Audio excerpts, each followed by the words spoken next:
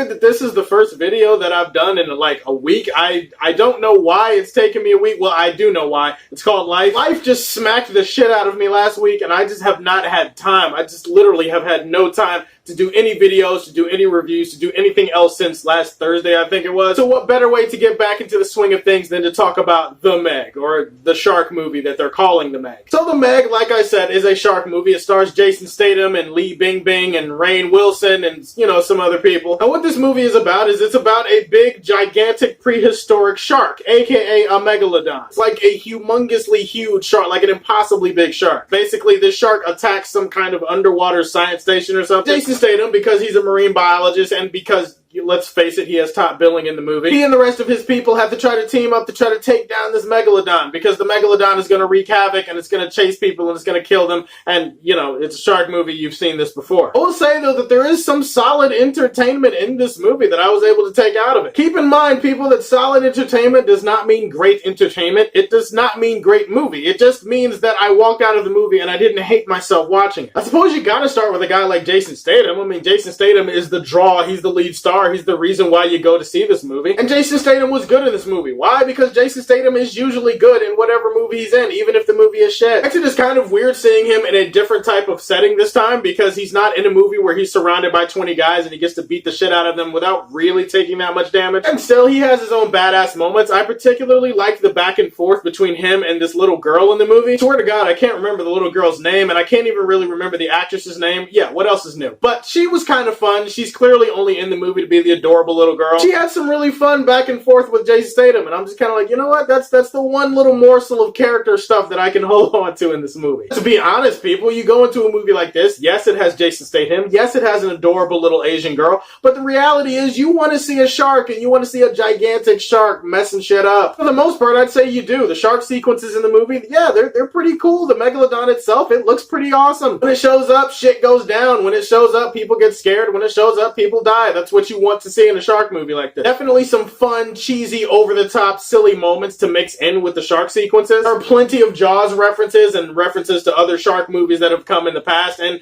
I like the fact that the movie had a certain self-awareness to it. I think the best way for people to have fun with a movie like this is if you treat it like it's 90s cheese. As in, you just embrace the absurdity of the situation. You have a 70-foot prehistoric shark, you have a group of people trying to stop the shark from eating people, and there you go. Put them in a movie and make it cheesy. Granted, most of the movie does take place in or around water, and so I'm wondering if instead of just calling it cheesy, if it's like soggy cheese. Instead of your usual typical cheese, it's basically cheese dipped in water, and so it's soggy cheese. And I don't know if that's an actual thing. I don't know actually if cheese does become soggy. I'm assuming it does. But either way, soggy cheese. This movie has plenty of it, and enough to keep me entertained, and enough to keep most people who watch it entertained. Having said that, it's kind of low-level entertainment, you know, the kind where you don't really need a brain for this one. But again, you go into the movie and you already know that, so that's pretty cool. As far as the characterization of the other characters in this movie, I mean, there's nothing. Let's keep it 100. I mean, you go into a movie like this and you already know what each of these actors is playing. You already know the characters, you know the cliches, you know the tropes. Rainn Wilson in this movie, like, what character do you think he's playing? Yeah, whatever character you think he's playing, yeah, that's what he's playing. Really nothing of surprise or note with any of the other characters, and the characterization, honestly, is kind of weak outside of Jason Statham and the little girl. I also felt like the first hour or so of this movie was a little bit choppy in terms of its tone. Sometimes the movie did want to embrace its absurdity and it wanted to be really silly, but then other times it felt like it was trying to hold on to something a little bit more serious. Tonally, I felt the movie was a little bit inconsistent starting out, but then once the second and third act kicked in,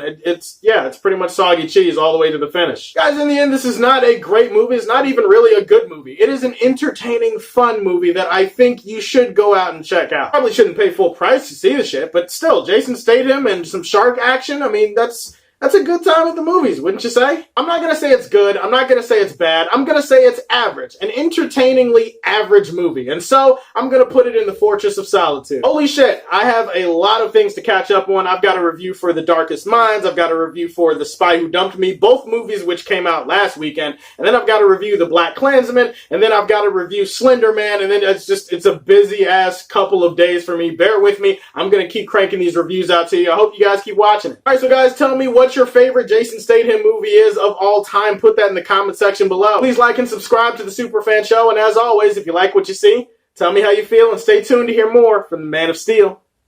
Peace.